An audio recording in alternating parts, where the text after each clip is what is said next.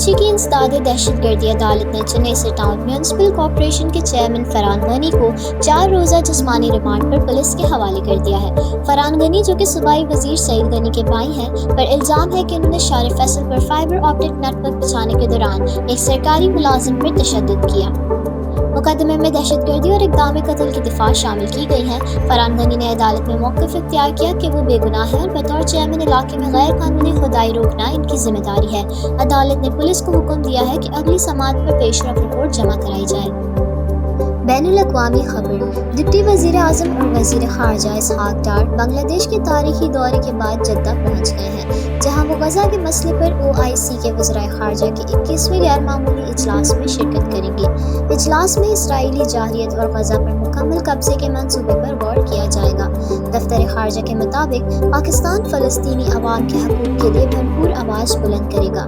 याद रहे कि गुज़िश्ता अक्टूबर से इसराइली हमलों में गज़ा में 62,000 से ज़्यादा अफराद शहीद और 1.5 लाख से ज़्यादा ज़ख्मी हो चुके हैं। अक़वाम मुत्तहिदा ने खबरदार किया है कि 5 लाख अफराद कहर की सूरत हाल का शिकार हैं। नाज़रीन, खैबर पख्तूनख्वा में बादल फटने और शदीद बारिशों ने तबाही मचा दी है। PDM की रिपोर्ट के मुताबिक 15 अगस्त से अब तक 406 अफराद जाँ बहक हो चुके हैं, जिनमें ख़वातीन और बच्चे भी शामिल हैं। हज़ारों अफराद बेघर हो गए हैं और लाखों एकड़ पर खड़ी फसलें मुकम्मल तौर पर तबाह हो चुकी हैं। ये सूरत हाल सूबे की मईशत पर बराह रास्त असर डाल रही है, क्योंकि ज़राअत वहाँ का सबसे बड़ा ज़रिया रोज़गार है। मज़ीद ये कि सड़कें, पुल और दीगर इंफ्रास्ट्रक्चर भी बह गए हैं। मुतासरा इलाकों में इमदादी कार्रवाइयाँ जारी हैं, लेकिन शदीद बारिशों की वजह से कई जगहों तक रसाई मुमकिन नहीं हो रही। माहिरीन ने खबरदार किया है कि मौसमियाती तब्दीली के बायस मज़ीद बारिशों का खदशा है, इसलिए लोगों को महफूज मकामात पर मुंतकिल करने की हिदायत दी जा रही है। मुतासरीन फौरी इमदाद हुकूमत की भरपूर तवज्जो के मुंतज़िर हैं। वज़ीर ख़ारजा इसहाक़ डार ने ढाका का तारीखी दौरा किया, जहाँ पाकिस्तान और बांग्लादेश के दरमियान 6 अहम मुआहिदों पर दस्तखत किए गए। इन मुआहिदों में तिजारत, तालीम, सिक्योरिटी और कल्चर के शोबे शामिल हैं। ख़ास तौर पर दोनों ममालिक ने वीज़ा फ्री एंट्री का ऐलान किया, जो अवामी सतह पर ताल्लुकात मजबूत करने में अहम किरदार अदा करेगा। इसी दौरे के दौरान इसहाक़ डार ने साबिक़ वज़ीर आज़म खालिद ज़िया से भी मुलाकात की और बाहिमी ताल्लुकात को मज़ीद बेहतर बनाने पर जोर दिया। मुबस्सिरीन के मुताबिक ये दौरा दोनों ममालिक के दरमियान पुरानी तलखियों को ख़त्म करने की कोशिश है और खित्ते में इस्तेहकाम के लिए संग मील साबित हो सकता है।